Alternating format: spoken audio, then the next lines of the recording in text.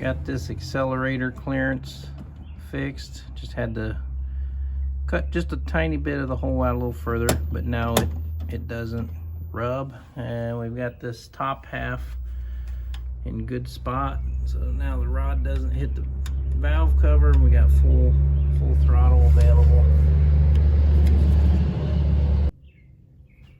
Okay, now we got the full linkage complete here. So now we can get the full throttle. Doesn't hit anywhere. This return spring might be a little tight. I might get a smaller one for that. It's okay right now, but a little stout.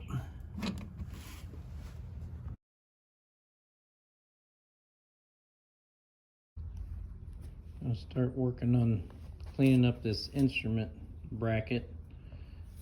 The way this goes in there, you can see the steering column cut out there, and that little bump down to the right, so it'll go in this way. It does feed up from the passenger side across.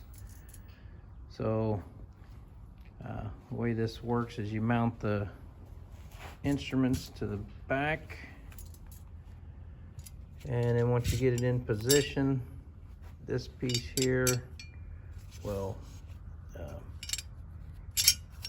bolt in from the bottom of the dash in there that you see, and then this bolts onto that right there. So I'm gonna blast this and paint it all up, and then we can start to mount some gauges to it.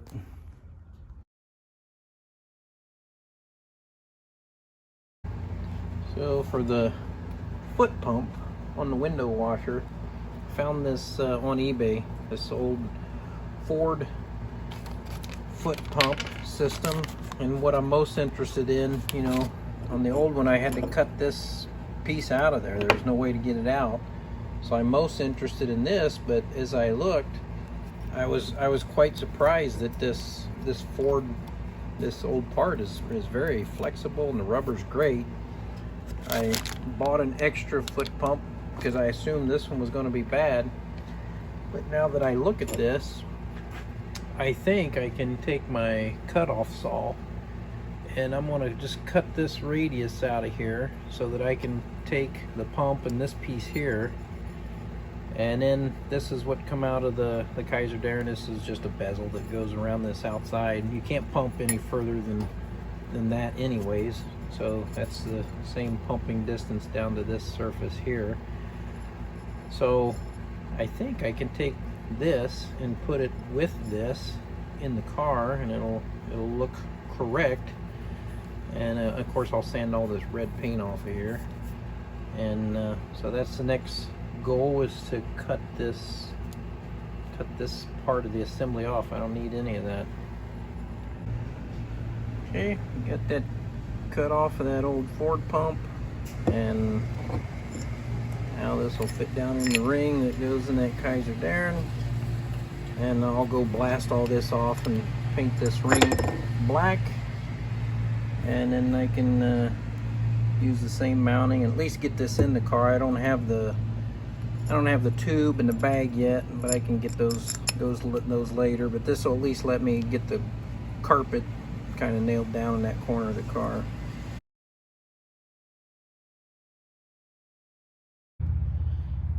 So to mount these instruments into this bracket, they're going to come through kind of like this, you know, type of thing. The bracket goes in front. Now before we do any of that though, I'm noticing on the back of the speedometer and the tach, I've put a little bit of WD-40 here. I got to get these freed up. Right now they are stuck, so those have to work, of course. I know the oil pressure gauge works. I tested that earlier. As far as these others, I'm not sure yet. So I'll put some resistance across them. I know the temperature has about 340 ohms across it, so I can give it a check. Always amazing how one job turns into lots of jobs. And on both the speedometer and the tach, this is locked up tight. I've got the cables there, and I put the cables in, and I mean, this piece is supposed to spin. It does not spin. So I didn't want to, but I think we're gonna have to take these apart and see if I can get the mechanisms to free up. So we got the cover off, and this is where we've got a couple dash lights that come up in there, and then I think this might be the overdrive light or something. I have to look that up to see the lens for it. I'm gonna take these off the back and pull that out. I took this piece off of there. It looks like this might be some type of an oiler. This feels like a wick, like you could put oil in there and then put it in here and it would slowly oil over time. Just looking at the angle here, it would be down a little bit, so that's a little weird, but it looks really dry in that hole. So that's probably not helping matters. But I'll probably have to take this off, make sure I don't damage the needle on that side, and then see if I can get the gears to turn on the other side of this. I got this clamped in here. I'm gonna knock this retainer off, and there's a clip down here, and I'll see if I can pull that out from the other side, because I'm assuming that's what that does there. Everything seems to be free moving up in here, it's just that rod does not move.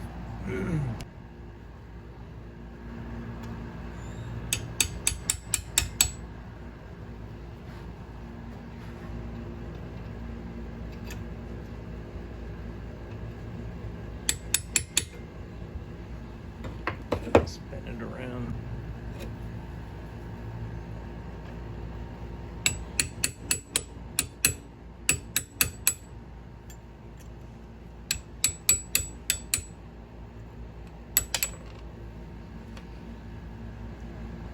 Get that little retainer off. So we see there's a keeper ring on here. And that other piece was just to keep that from sliding out. So now, see if we can get this guy to come out. And hopefully I can do that and we don't have to take any of this other stuff out of here. Worst case, I may have to disassemble all this from the top and then knock this out from above, because we just don't want to tear anything up, so we're just taking our time here. Okay, I notice if I can get this guy just to turn, I'm just going to try to turn him a little bit, and we're getting him to turn some.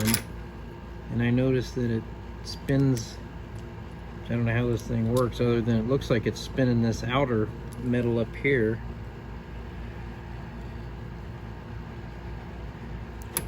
So maybe if we can get enough lube in there. I don't know if I can wiggle this guy out of here or not.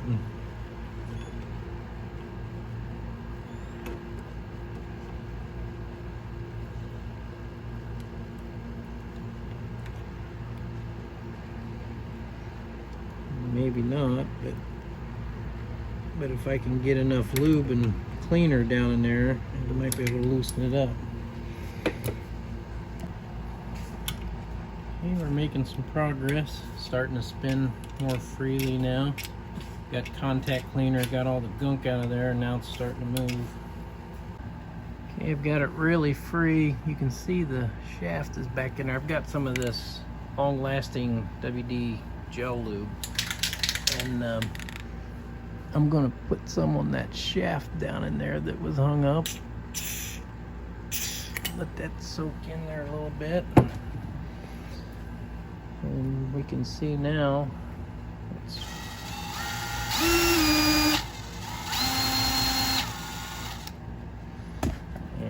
take the drill off here. That was just to get that lube to go down in there.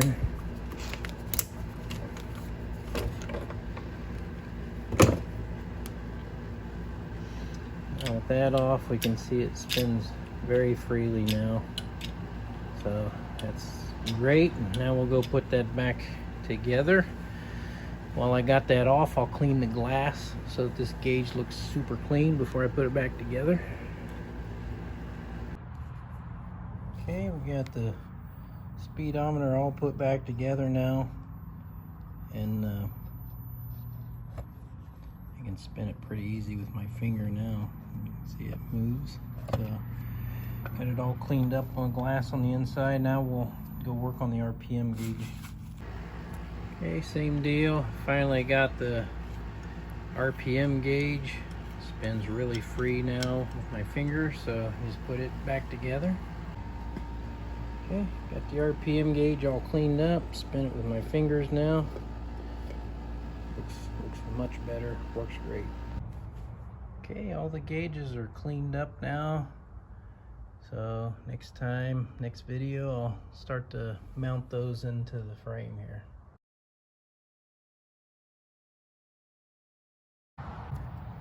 Well, today's the day we get to check this block and seal and everything out. It's been setting 3 or 4 days now with the head gasket, and we put the special coolant resistant seal around every single water jacket and oil, you know, where the push rods go through for the oil.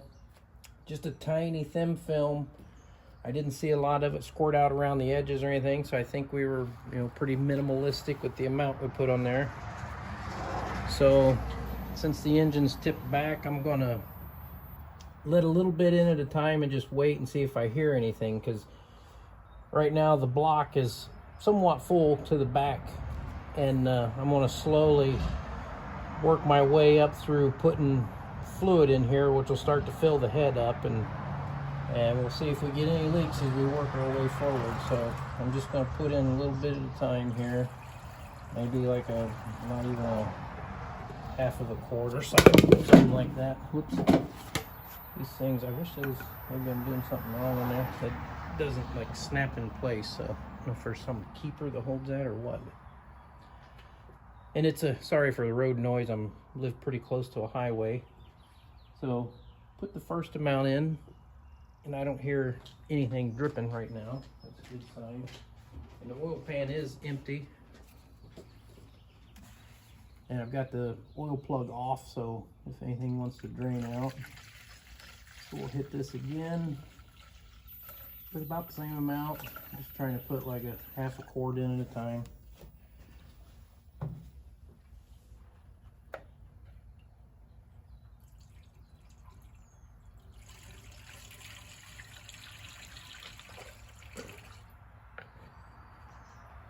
We're just going to keep working our way through here. And after just a very small amount of fluid, got coolant just pouring through here like there's absolutely no head gasket whatsoever on this car. So I'm going to drain the fluid down in the radiator, get it back below the top of the head, and I'm debating about taking the oil pan off so I can see if this is running down inside the cylinder or what, but I think if I drain the fluid enough, I can get a good picture of where the head's leaking. I don't know, it's going to be a challenge.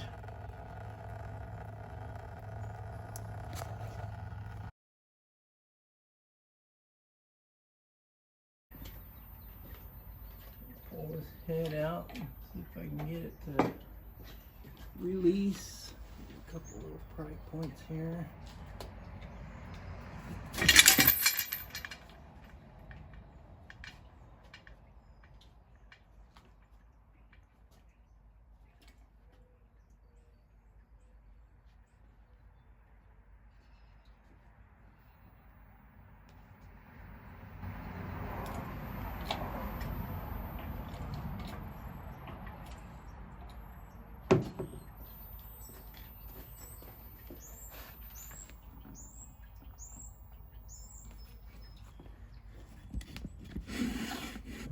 trying to look under this back edge where I seen that leak. See if I can see anything happening there when we pull this up.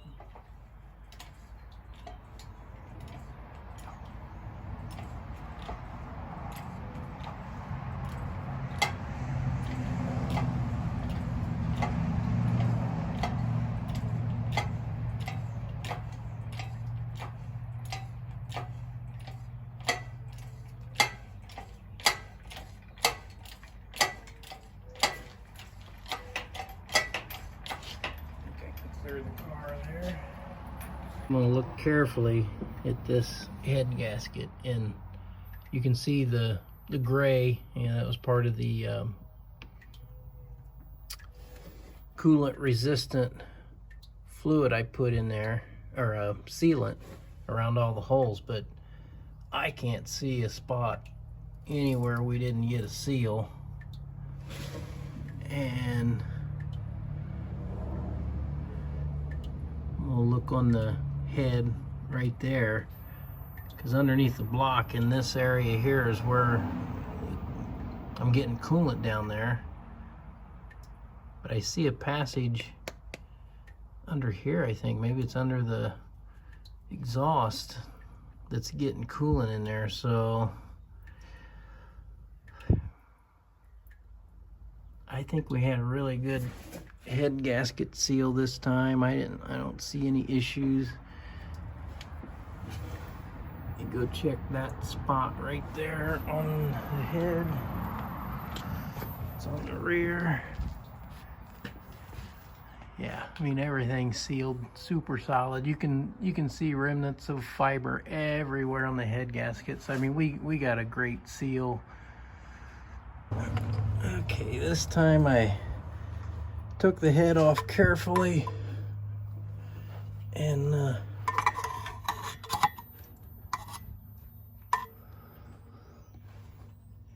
all I've done is poured water into the block and made sure none of it got down in here. We had a really good seal, and you can see the coolant still just running out of here. So it looks like no matter what, we've got a cracked block. So